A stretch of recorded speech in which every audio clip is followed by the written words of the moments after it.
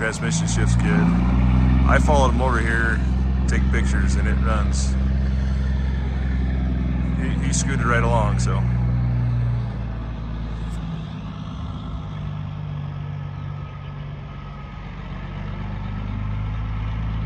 Chart sharp. The suspension, he said, was just rebuilt. The front shackles, the front suspension, and then same with the rear is updated.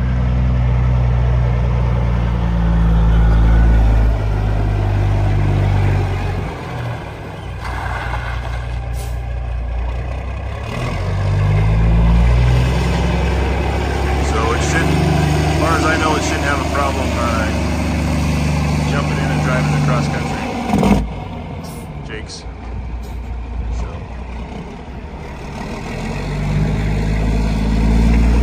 You can front load right on the side here, change them out so they work on fire hydrants. The hoses in the back, there's 2 plates in those toolboxes right there that cover the back hoses. They work out really well. So tons of different chutes. It does have a trailer hitch with a 7-way, so you can haul a regular trailer.